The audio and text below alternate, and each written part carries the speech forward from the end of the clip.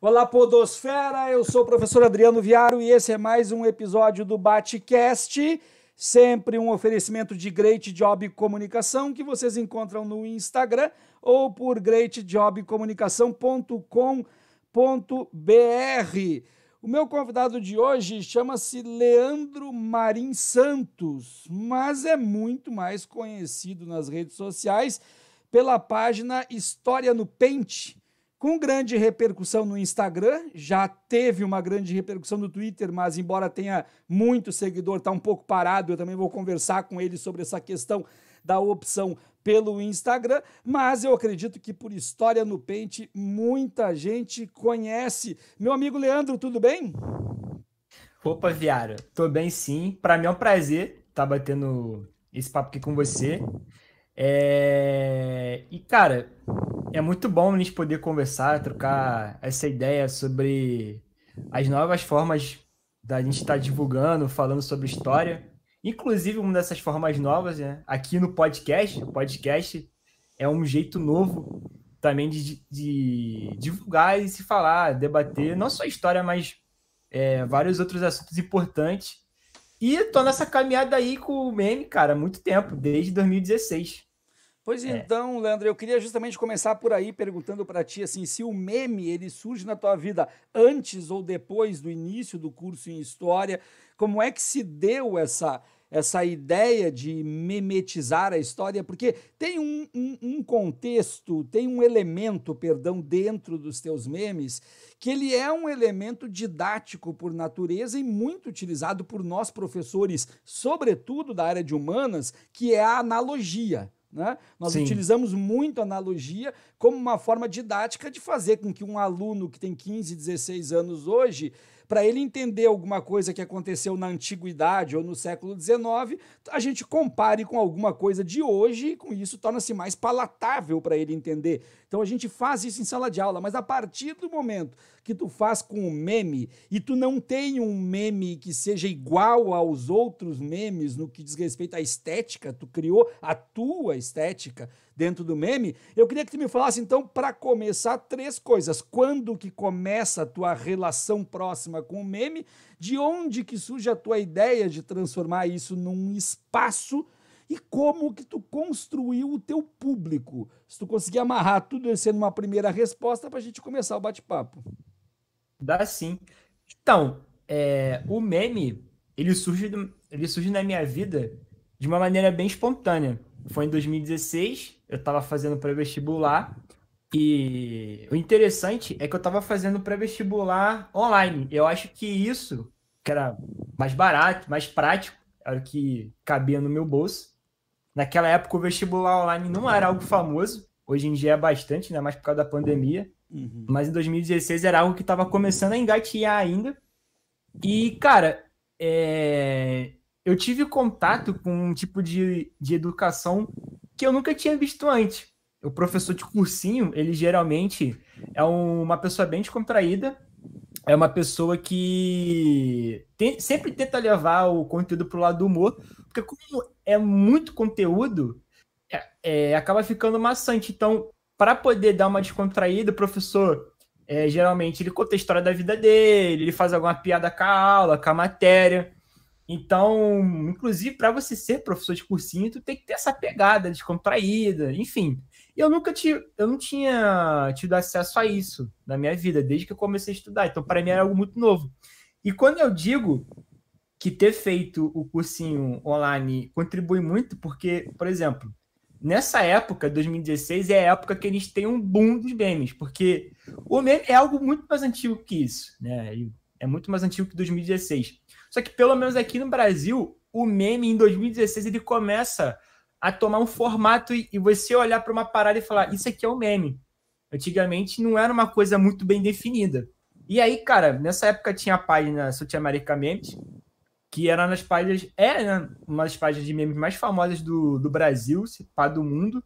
E, cara, a South America Memes, a Sam, ela tinha uma particularidade que eles tinham um grupo. Então, pô, o grupo tinha mais de 1 milhão de pessoas no Facebook. E até hoje eu não vi nenhum grupo tão enorme quanto a Sam. Então, pô, você imagina, o cara jogava um conteúdo lá, era muito insano, cara. E, tipo, em 2 minutos o bagulho tinha 20 mil curtidas. Assim, era uma parada muito bizarra. Sei lá, em 2 horas tinha meme que, cara, tava com 100 mil curtidas. Assim, era uma comunidade enorme. Então, pô, antigamente, pô, quando eu era novo, quando a gente tava com tédio ou queria fazer alguma coisa, a gente ligava a televisão, ia ver alguma coisa na televisão. O grupo da Sam, ela se tornou a televisão para muita gente da minha geração. Você tava bolado, você tava triste, você entrava lá e você ficava, pô, mano, era assim, era uma sensação muito boa, você se divertia muito. E aí as coisas que eu mais fazia na minha vida era estudar pro Prevest, né? Porque a gente fica sem vida. E, cara, um tempo em outro, eu tava no grupo da Sam. E como eu fazia online, por exemplo, geralmente cada matéria eram 2 horas de aula, igual presencialmente. Aí, sei lá, o professor ia pegar um café, ia, sei lá, no banheiro. Aí, pô, a janela do bagulho tava aberta já. Eu já ia lá no grupo, dava uma olhada e voltava pra aula, como se fosse um intervalo mesmo. E aí, cara, eu comecei a associar, fazer essas analogias naturalmente, que eu já sempre fiz, desde de novo. Eu gostava de fazer, misturar as coisas, eu sempre tive essa criatividade. Então, foi uma parada que nasceu naturalmente. Porque um aspecto do meme que eu sempre falo para as pessoas é que ele tem um potencial muito grande para gerar comunidades. Hoje em dia eles têm memes de música, de futebol, de tudo.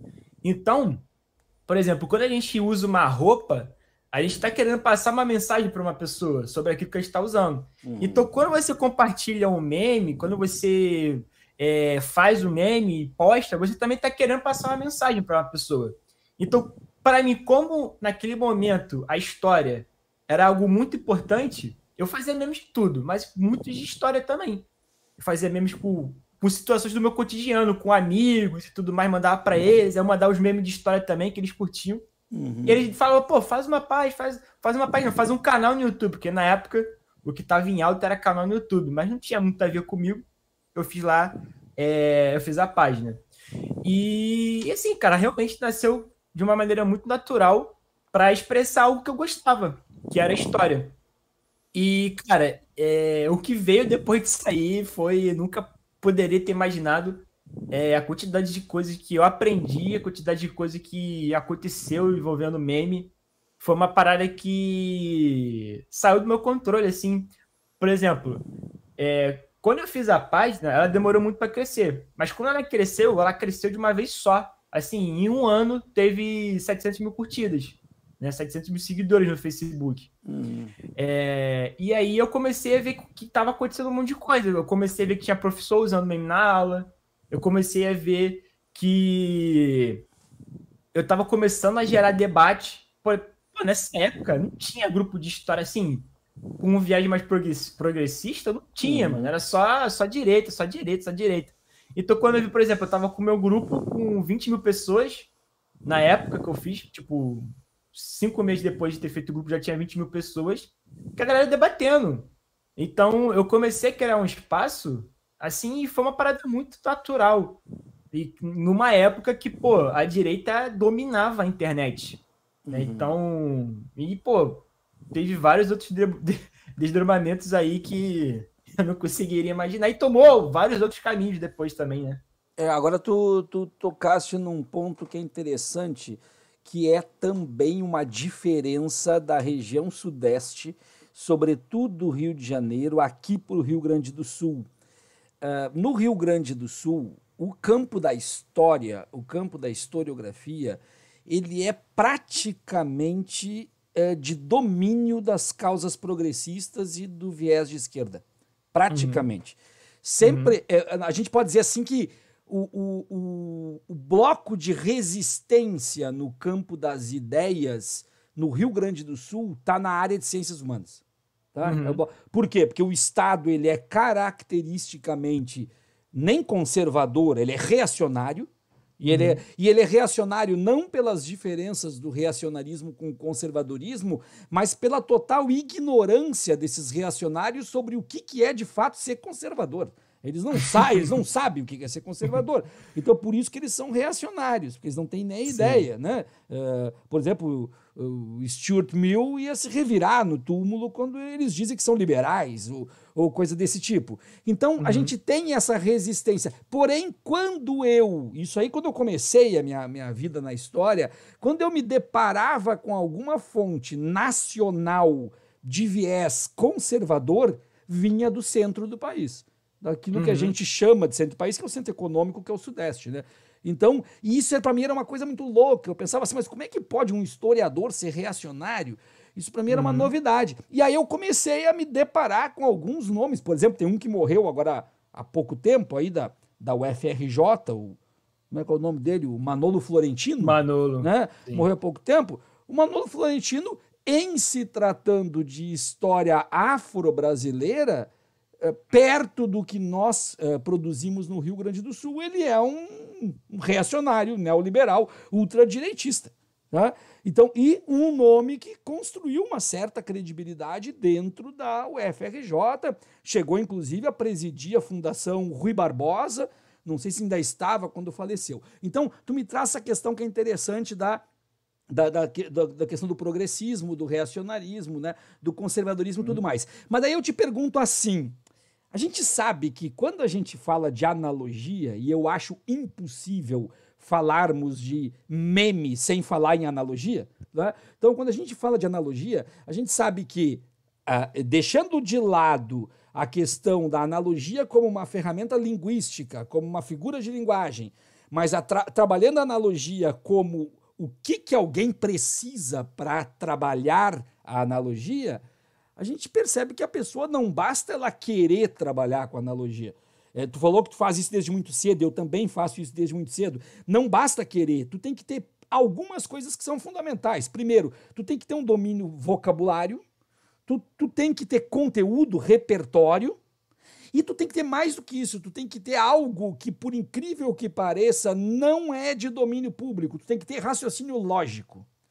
Exato. Porque se tu não tiver raciocínio lógico, tu vai fazer aquilo que em filosofia a gente chama de falsa equivalência. Tu vai comparar as coisas que não são comparáveis. E aí a tua analogia vai pro saco. E a gente vê muita gente tentando fazer analogia, comparando coisas que não se comparam. E aí fica aquelas analogias tortas que não servem para absolutamente nada.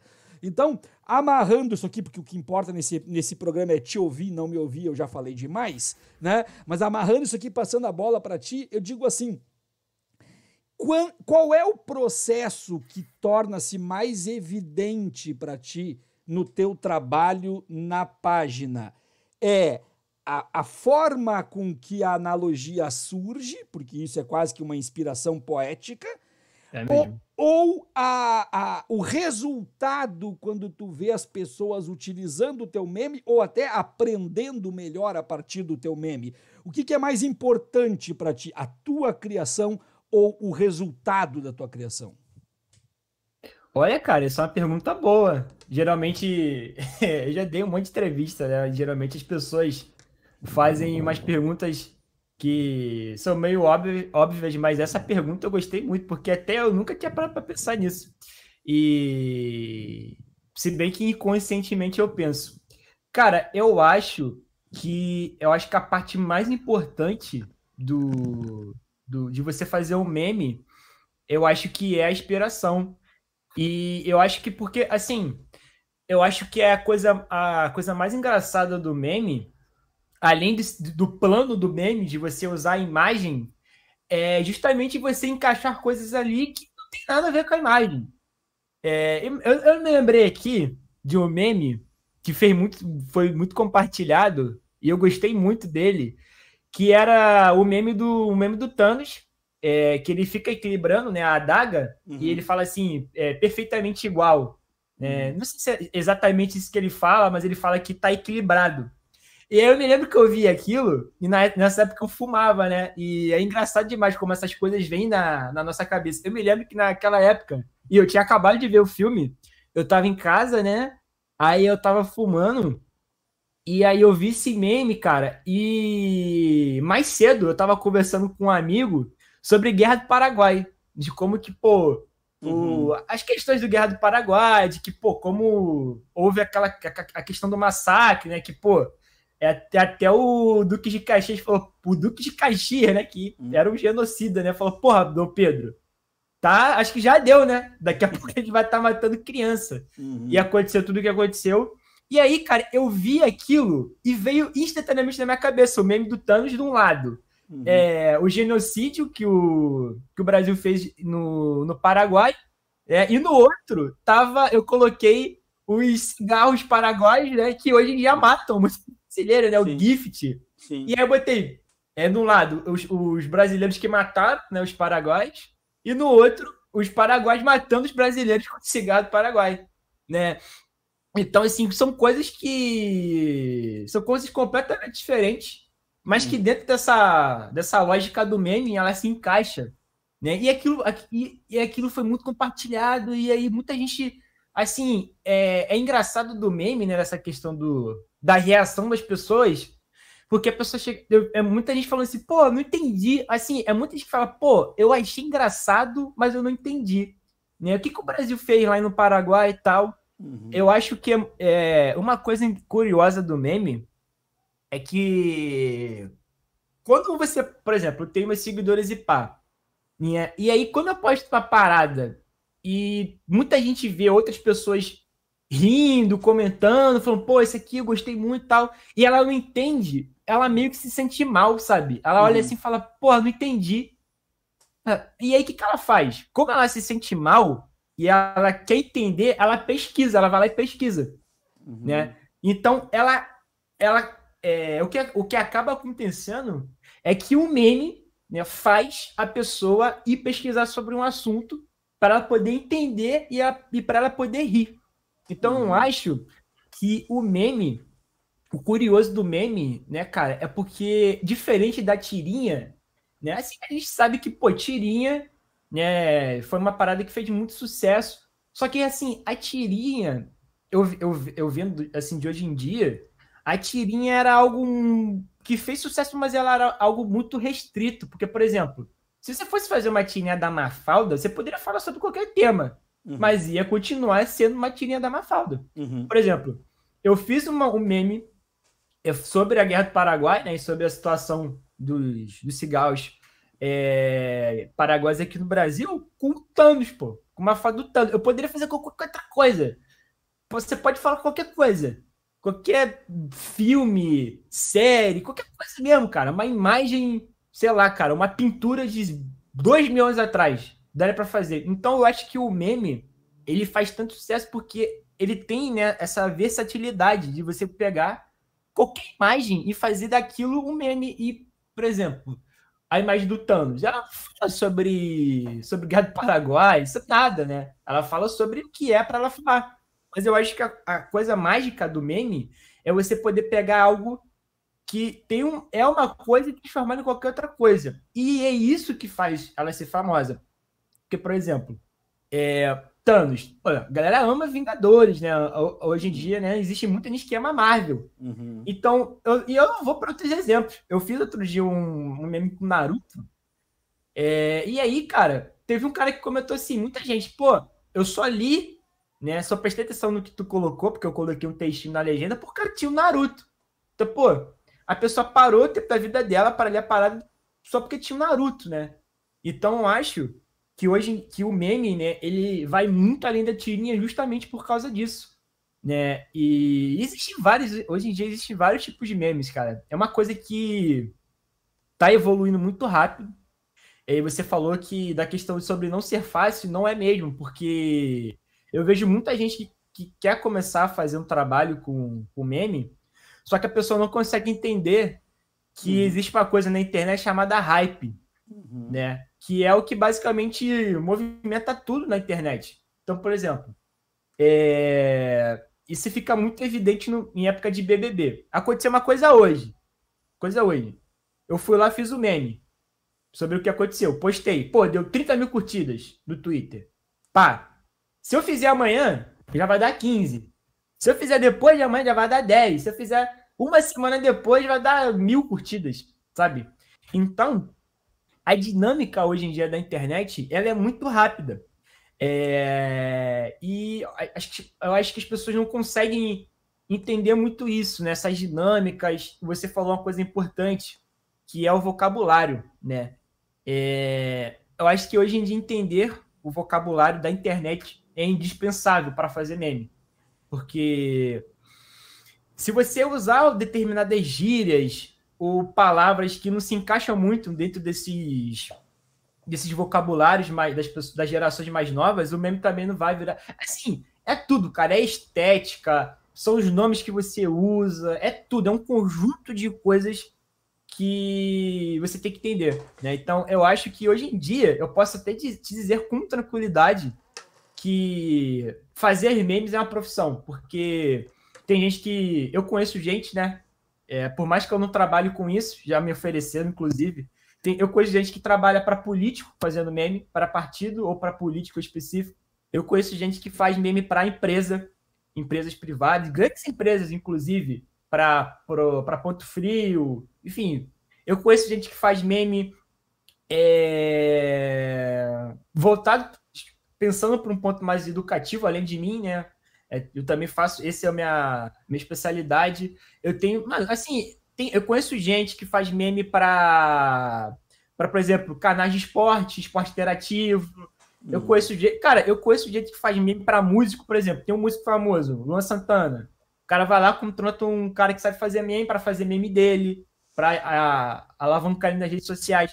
Então, hoje em dia, você fazer meme é uma coisa que virou uma profissão mesmo, assim. E a galera ganha muita grana com isso. Porque o potencial que ele tem de viralizar é surreal. Né? Inclusive, minha tese aí que eu estou construindo, de TCC, é que um dos pontos fundamentais para o Bolsonaro ser o que ele é são os memes. Eu ia inclusive trazer para ti, agora tu estava falando da profissão do meme e coisa, eu ia trazer para ti justamente a questão de não só a profissão fazer meme, como o campo acadêmico torna-se muito amplo para o meme, no sentido Sim, de pesquisar a história dos memes e sim, também o trabalho de catálogo, né? Catalogar os memes, tipificar, criar uma tipologia, uma organização, né, os tipos de meme, então, porque a gente está falando de uma forma de comunicação numa era em que a comunicação ela está extremamente rápida e fluida ou líquida, para usar o conceito do Bauman, e que ela sim, está, então, adquirindo uma forma de comunicação também numa sociedade que não necessariamente é leitora de grandes livros sim. no conceito de quantidade de páginas e tudo mais. Mas eu acho uma questão interessante do teu trabalho também, é que eu vejo um elemento muito presente, que é o elemento do imprevisível. Uhum. Tu não tem aquele meme assim que o cara sabe como que vai ser teu meme por antecipação.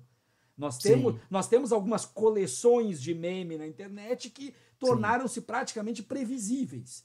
E Exato. o teu meme não é previsível nem na estética. Tu faz ali Sim. um liquidificador, né? Tu liquidifica essa comunicação e tu traz isso. E isso para mim é interessante porque, veja bem, olha só o que eu quero propor para ti aqui de discussão. Veja bem, a gente está vivendo um mundo que está justamente querendo combater a imprevisibilidade da vida.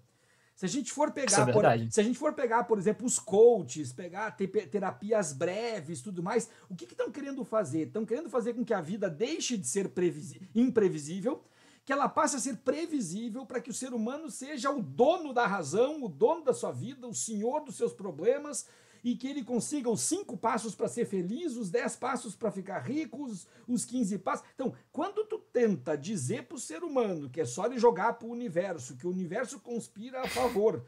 E aí eu peguei aqui uma frase lá do Paulo Coelho, no primeiro livro dele, O Alquimista, né?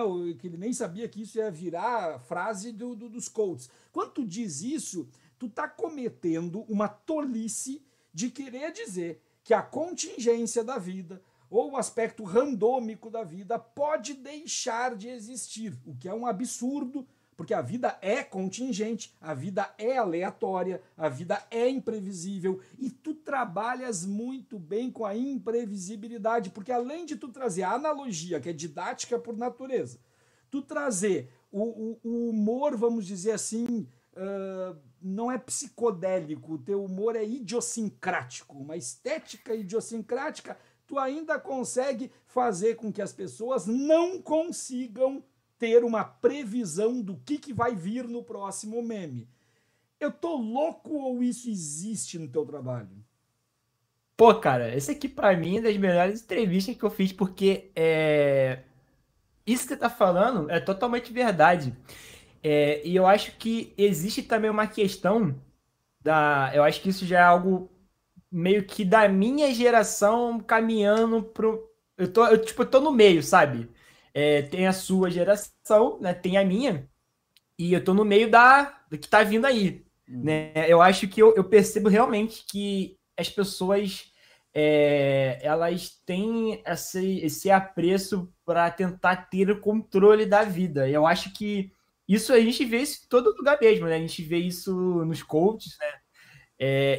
Assim, eu acho que e a gente tenta, né? A gente tenta criar. Eu acho que isso já é da gente dentro do ser humano, né? Eu acho que o nosso cérebro ele tenta criar padrão em tudo. E eu acho que isso está sendo otimizado, né? Vamos dizer assim, cada vez mais, o que é preocupante, porque tem coisa que não tem como você ter padrão.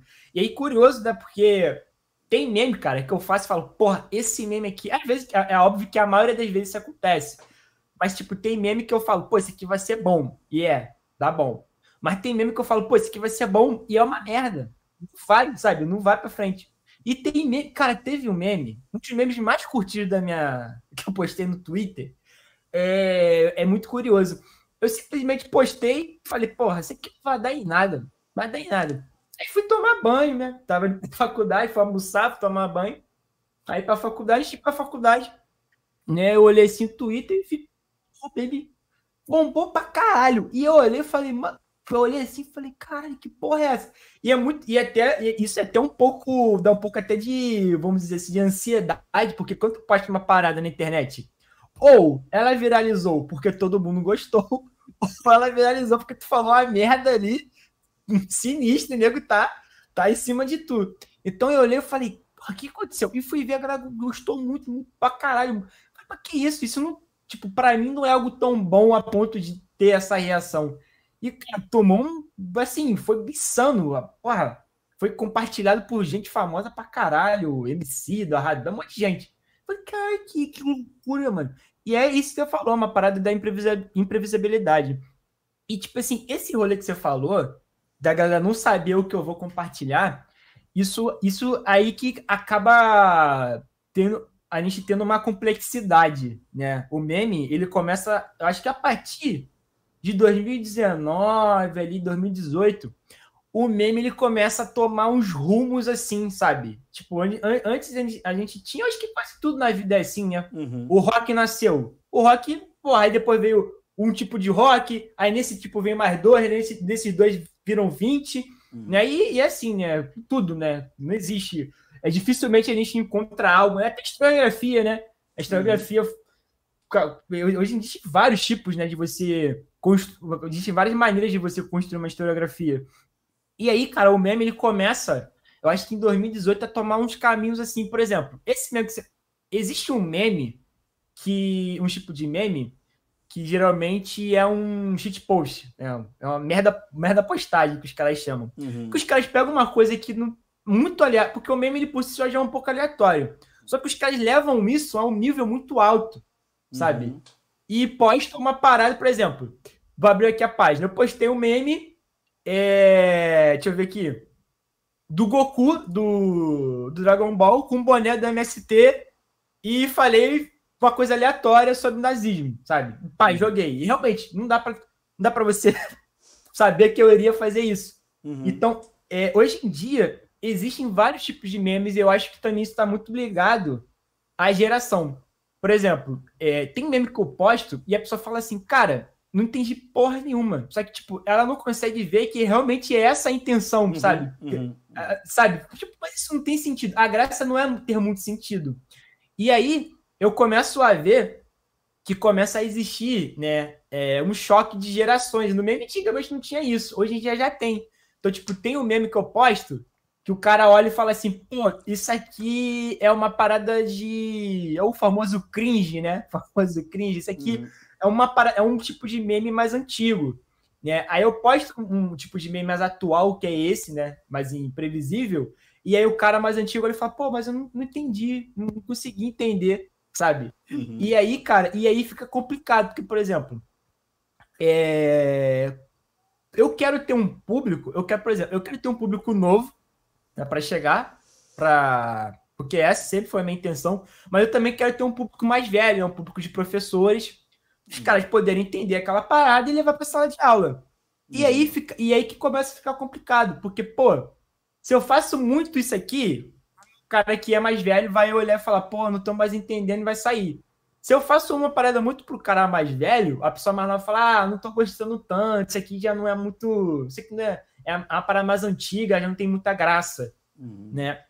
Então, o mundo dos memes hoje em dia, cara, é uma parada muito, muito complexa e essa complexidade, você só consegue entender ela vivendo ela. Hoje em dia, tem muito trabalho de meme, tem livro, tem doutorado, tem tudo, cara, tem mestrado, tem muita coisa mesmo. E aí tem muita coisa que eu leio, assim, são trabalhos bons, mas você vê que tá faltando muita coisa. Porque o cara, mesmo que ele pesquise, ele tá pesquisando, mas ele não vive da parada, sabe? Então ele não consegue ter esses meandros que são complexos na hora de você fazer o meme. E eu acho que isso acaba ficando um pouco perigoso, porque o meme é a comunicação, mano. É a maior forma de comunicação hoje em dia. Não tem como, né? Não tem algo que te viralize mais que o meme na internet. E aí, eu acho que quando a gente acaba perdendo um pouco, porque, por exemplo, a gente vê que durante boa parte do tempo, a internet, cara, era até curioso, né? Porque a internet era sinônimo de direita por muito tempo. Você entrava no Facebook, bolsonarista, era muito difícil você ver alguém de esquerda, progressista, comunista, desse campo todo. Era muito difícil. Então, durante muito tempo, Facebook, YouTube, qualquer rede social, ela era vista como algo de direita, porque a galera perdeu esse time. E agora, né, depois da galera, acho que hoje em dia já avançou muito, a galera tá entendendo, tá indo correndo atrás, tá tentando produzir. Só que eu acho que eu vi isso rolando, né, em 2016, 2015, eu via, né, o desprezo que muita gente tinha pela internet, e isso me incomodava muito, né, e deu o que deu, né, deu merda. E hoje em dia eu vejo que a galera tá tentando correr atrás, só que eu acho, cara, assim, isso acaba entrando em outras questões que são muito mais complexas, que acabam envolvendo a academia. Então, por exemplo, a academia, felizmente e infelizmente, ela acaba dando muito mais ouvidos para um cara que tem um diploma, é um doutor, por exemplo. Eu vou ver o trabalho desse doutor sobre meme e, cara, tem 1 milhão de coisas. E aí a galera vai, escuta esse cara e fala, então é isso aqui. E ela vai fazer e quebra a cara. Porque o que ele pesquisou é um bagulho que funcionava em 2016, pô. Sabe? 2017. E aí eu acho que... porque você falou, né, que hoje a gente vive esse tempo das coisas rápidas. E hoje em dia não tem como você fazer um trabalho de pesquisa rápido. Isso aí eu acho que nunca vai mudar. Mas aí, enquanto o cara tá fazendo um trabalho de pesquisa e ele termina, o que ele já pesquisou já mudou completamente. A lógica já mudou completamente. E aí eu acho que eu vejo muita gente tentando fazer trabalho na internet, voltado para meme, para podcast, tentando atingir um público que da forma que ele tá construindo a parada, ele nunca vai atingir. E aí a galera fala assim, pô, isso com certeza é um ponto. Por exemplo, pô, eu não tenho grana para patrocinar publicação. Eu nunca patrocinei publicação nenhuma na minha vida. Nenhuma. No Spotify, quando eu tinha meu podcast, né, ele vai voltar, tá em ato. Mas eu nunca patrocinei nada. inclusive, os maiores fenômenos da internet, eles surgem do nada mesmo. Você vê o Whindersson Nunes, muita gente que hoje em dia é muito famosa surge do nada mesmo. Então, não é pagando que você vai conseguir alguma coisa. Você nunca pagou nada, sabe? A maioria das pessoas nunca pagaram nada. Então, eu acho que existe uma diferença entre você estar na internet e você entender a internet. E não é eu vou te dizer, não é fácil. Não é fácil. Pô, imagina você pegar um professor que tem que trabalhar, tem que corrigir prova, tem que corrigir trabalho, tem que fazer uma porrada de coisa, tem que ter a vida social dele ainda e fazer esse trabalho. É impossível.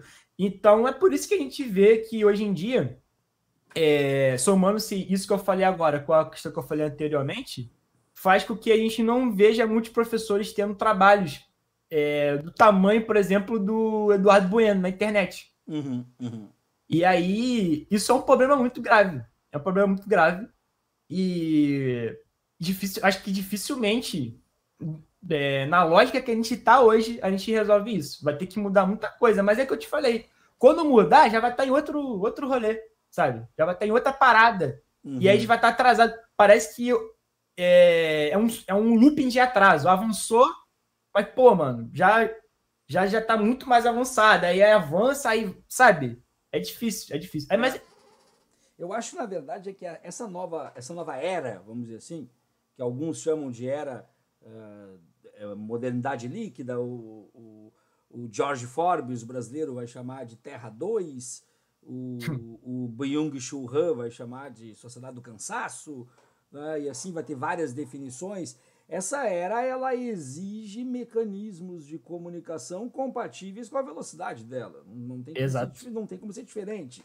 Então, sim, se eu vou fazer uma pesquisa acadêmica, eu até posso fazer uma pesquisa acadêmica e ela der certo, desde que o meu objeto de estudo não esteja voltado para questões que enamoram-se de tecnologia, vamos dizer assim. Sim. Tu me perdoa o termo, mas é que o poeta, às vezes, ele, como diria o meu orientador de mestrado, ele dizia para mim quando eu ia escrever, porque eu sou poeta antes de ser qualquer coisa, sou poeta desde os 14 anos, né? E aí ele me dizia assim, rapaz, esse texto está muito bom, mas deixa o barroco em casa da próxima vez. Então ele queria que eu escrevesse de uma forma diferente.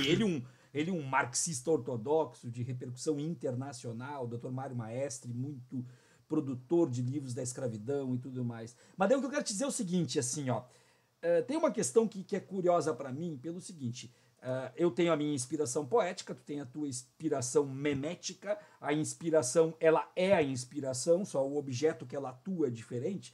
Eu costumo dizer para amigos meus, quando me pedem para eu explicar a inspiração, porque a inspiração, ela é óbvia para quem a tem. Para quem não tem, ela não é óbvia. Para quem não tem, ela é objeto daquela mesma frase sempre. Mas da onde é que tu tira isso? Né? Porque a pessoa não consegue. Então, eu faço uma analogia e que as pessoas costumam entender. Eu digo para elas, olha, a inspiração do artista, seja ele poeta, seja ele criador de memes, seja ele pintor, a inspiração do artista é mais ou menos como a força pro Jedi. Tá? Exatamente. Tá? É mais ou menos a força pro Jedi. E de todas as formas, porque assim como o Jedi pode perder o controle sobre a força e ir para o lado do Sith, o artista pode perder a força, perder o controle da inspiração, e aí a inspiração começa a te sacanear. Como, por exemplo, assim, eu às vezes saía debaixo do chuveiro para escrever uma poesia, porque a inspiração veio naquela hora. E se eu não fizesse naquela hora, eu ia esquecer a porra da poesia depois. Então, eu faço isso com o meme também, eu anoto no celular a ideia. Exatamente, porque a inspiração, ela é a força do Jedi, ela tá ali em ti e ela decide quando é que ela vai te dar uma porrada para tu produzir alguma coisa. Então, o que eu quero falar para ti disso? Eu sou praticamente 100% inspiração. Se eu colocar naquela balança de quantos por cento é inspiração e quantos por cento é transpiração, né? Se a gente for pegar, por exemplo, a história da literatura, a gente vai pegar Gustave Flaubert quando escreve Madame Bovary, ou vamos pegar o nosso Graciliano Ramos, quando escreve Vidas Secas, tu vai ver que são pessoas que não eram muito inspiradas, mas mais transpiradas, ou seja, brigavam com a frase, e risca e volta atrás, e não gosta e troca.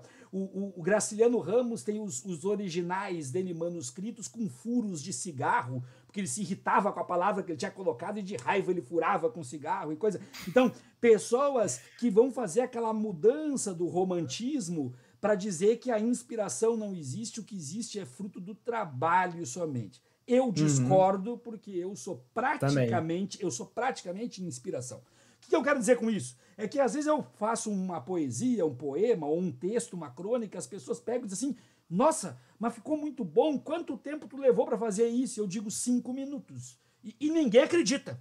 Não pode ter escrito isso em 5 minutos. Eu falei, sim, eu escrevi em 5 minutos. Mas não, ninguém escreve em 5 minutos. Então é a minha pergunta. Tu tem transpiração? Tu é aquele cara que cria o pré-roteiro de um meme, organiza, arrisca e coisa? Ou tu é o cara mais inspiração, que a coisa vem louca, pronta e tu só tem que colocar na ferramenta? Cara, é uma boa pergunta. É uma boa pergunta. Eu acho que a questão da transpiração, ela não está ligada diretamente para você criar o meme. Eu acho que a questão da transpiração, ela vem justamente por isso que eu te falei, de você conseguir entender novos formatos, né? De você conseguir entender o que a galera tá fazendo. Porque, por exemplo, hoje em dia existe no Instagram um tipo de post que é o post carrossel, que você coloca, né, várias fotos seguidas, você pode postar, né, 10 fotos seguidas de uma vez só no Instagram em um único post. Então, hoje em dia, a gente tem muito disso. E aí, cara, durante algum tempo, eu fiquei tentando quebrar a cabeça de como que eu poderia fazer isso com meme de história. Porque o que eu faço, eu sou tipo... Cara, às vezes eu trabalho como um artista de forró. O que o artista de forró faz? Ele pega uma música internacional muito foda e faz a versão forró. Então eu pego um meme que tá famoso no momento e transformo ele em um meme de história. Então, eu acho que a questão da transpiração, ela vem muito de você tentar entender o que a galera tá consumindo agora, o que a galera tá querendo ver, e depois disso tudo, pensar como que eu vou fazer isso no meme de história.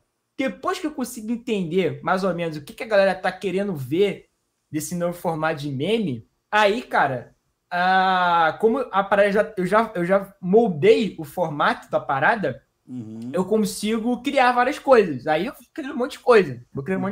Então a gente pode dizer então que a transpiração está na descoberta das novas tendências da pesquisa e a inspiração está em fazer o meme dentro daquele formato, então. Exatamente. A gente pode levar isso também. Você tá falando de arte, né? Pô, o cara, ele faz um tipo de arte, faz uma arte barroca. Aí, beleza, eu tô fazendo arte barroca, eu sei como é que faz, beleza.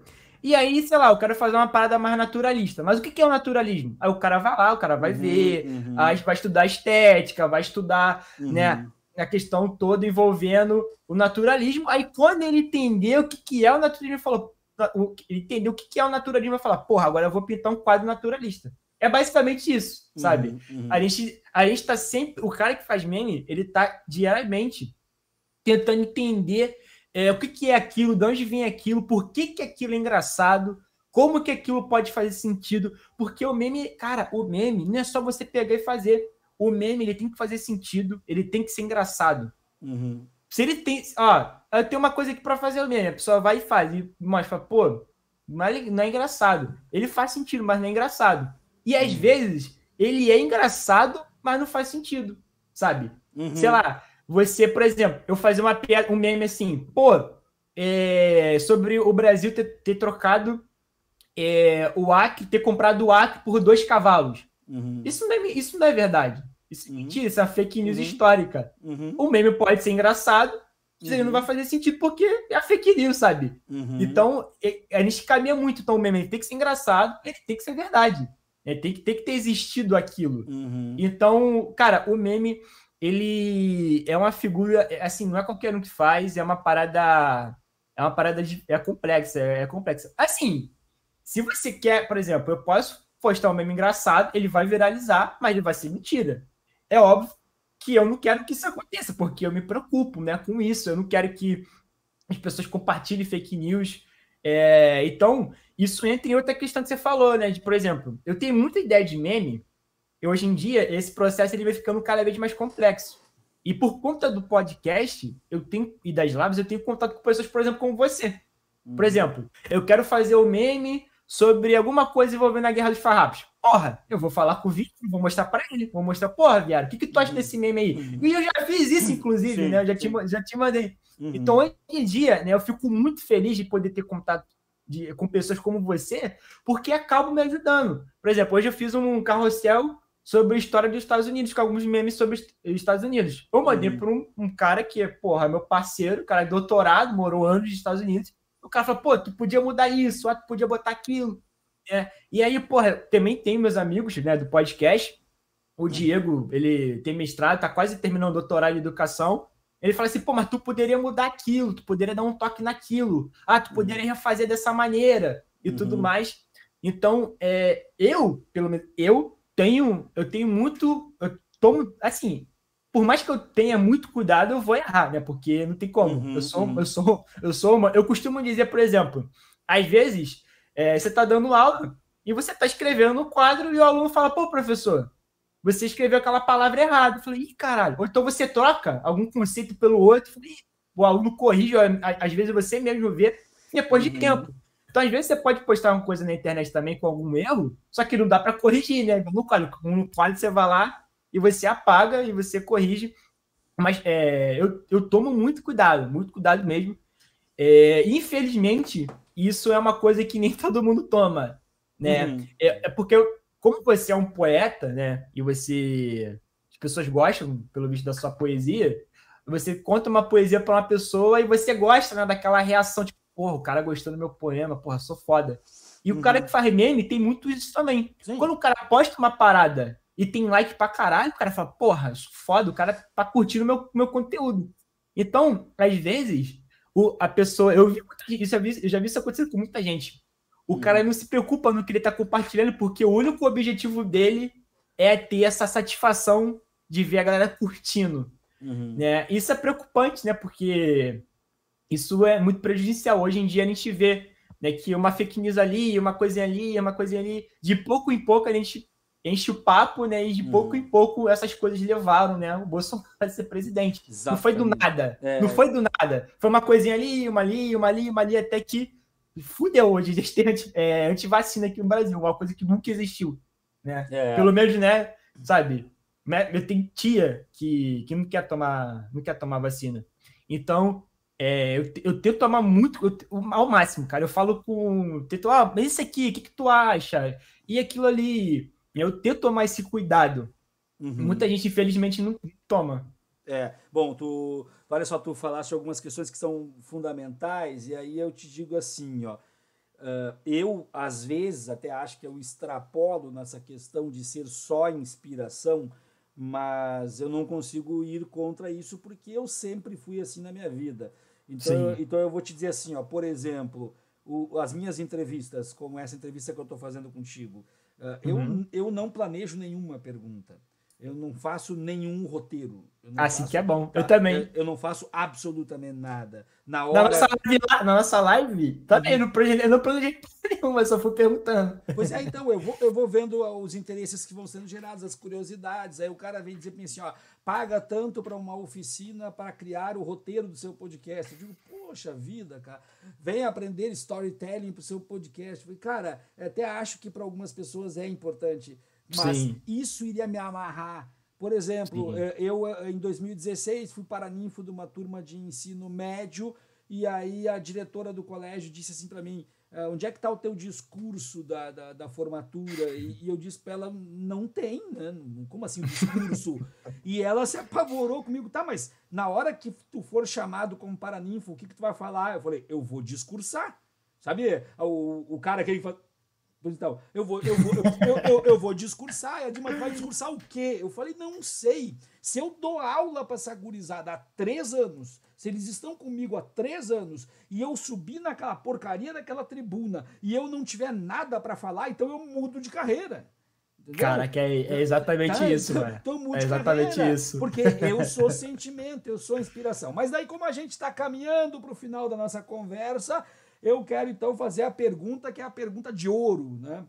Sim. Porque daí é a pergunta que eu vou trazer junto algumas coisas que eu gosto muito, né?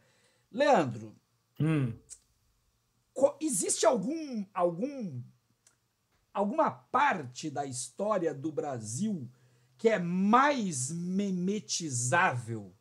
Tem algum momento da história do Brasil que diz assim, ó, pô, isso aqui é meme pra caralho, tá? E eu vou dizer por quê? Porque pra mim a história, e agora que eu vou falar, né? Pra mim a história do tradicionalismo gaúcho é um meme por natureza. É mesmo. Tá? Aquilo mesmo. Pra mim é um meme, tá? É um meme, assim, ó, 20 de setembro tinha que ser o dia do meme gaúcho, tá?